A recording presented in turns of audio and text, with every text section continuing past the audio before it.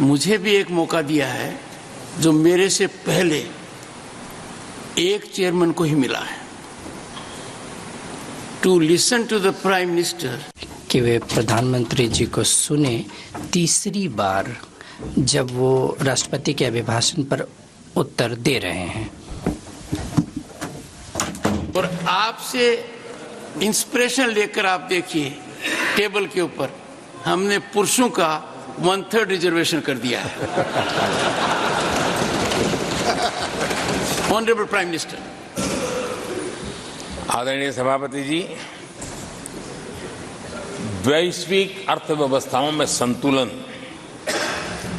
जो चाहते हैं, उनका भारत का ये विजय उनके लिए एक बहुत बड़ी नई आशा लेकर के आया है।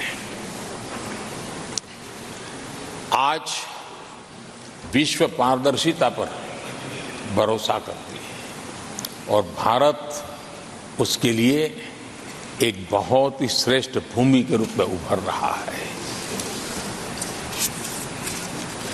आदरणीय सभापति जी, इस चुनाव नतीजों से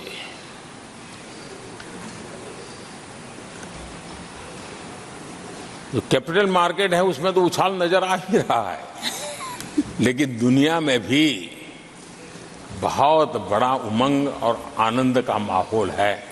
मैं अपने व्यक्तिगत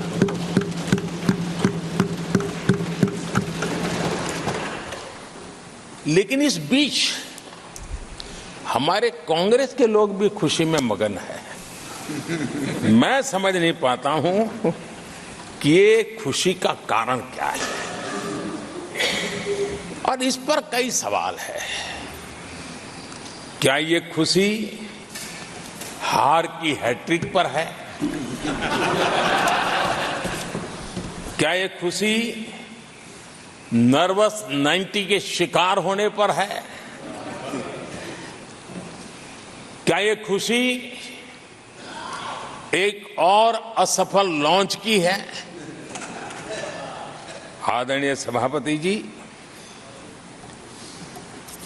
मैं देख रहा था ये उत्साह उमंग से खड़गे जी भी बड़े नजर आ रहे थे,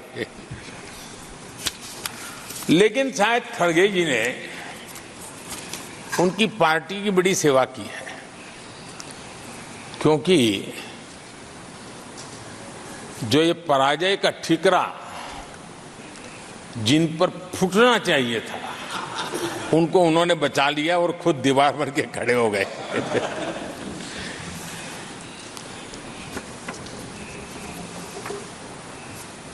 और कांग्रेस का रवैया ऐसा रहा है कि जब जब ऐसी परिस्थिति आती है तो दलित को, पिछड़े को ही ये मार झेलनी पड़ती है और वो परिवार बच निकल जाता है। इसमें भी यही नजर आ रहा है। इन दिनों आपने देखा होगा लोकसभा में स्पीकर के चुनाव का मसला हुआ, उसमें भी पराजय तो तय थी, लेकिन आगे किसको किया? तो एक दलित को बड़ी चलाने के लिए खेल खेला उन्होंने। उनको मालूम था कि वो पराजित होने वाले हैं, लेकिन उन्हीं को आगे किया। राष्ट्रपति उपराष्ट्रपति पद के चुनाव थे तो 2022 में उन्होंने उपराष्ट्रपति पद के लिए सुशील कुमार शिंदे जी को आगे किया, उनको मरवा दिया। दलित मरे, उनका कुछ जाता नहीं है। 2017 में हार तय थी तो उन्होंने मीरा कुमार को लगा दिया। पराजय हुआ, उनको पराजय झेलना पड़ा।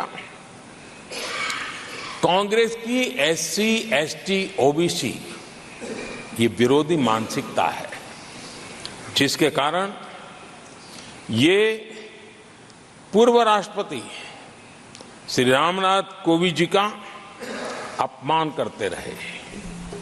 इसी मानसिकता के कारण देश की पहली आदिवासी महिला राष्ट्रपति को भी उन्होंने अपमानित करना, विरोध करने में कोई कमी नहीं दी और ऐसे शब्दों का प्रयोग किया जो कोई नहीं कर सकता है।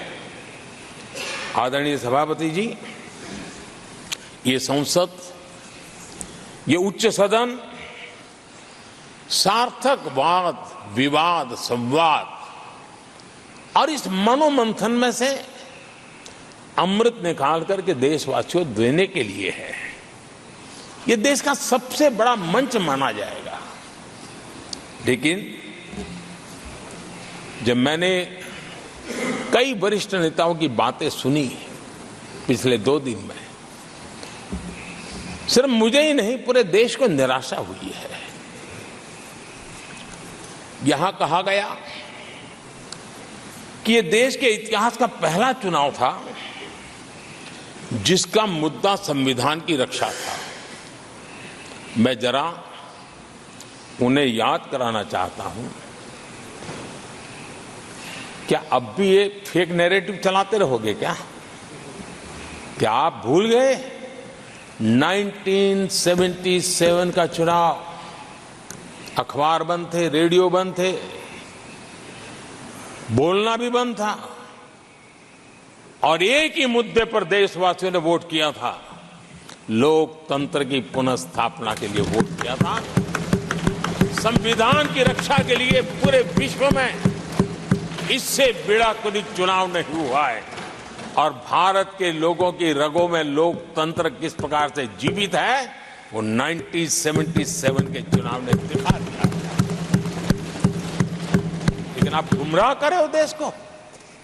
मैं मानता हूं कि संविधान की रक्षा का वो सबसे बड़ा चुनाव था, और उस समय देश की विवेक बुद्धि ने संविधान की रक्षा के लिए उस समय सत्ता पर बैठे हुए लोगों को उखाड़ करके फेंक दिया था। और इस बार अगर संविधान की रक्षा का चुनाव था तो देशवासियों ने संविधान की रक्षा के लिए हमें योग्य पाया है। संविधान की रक्षा के लिए देशवासियों को हम पर भरोसा है। कहां अगर संविधान की रक्षा कोई कर सकता है तो यही लोग कर सकते हैं, और देशवासियों ने हमें जनादेश दिया है। आदरणीय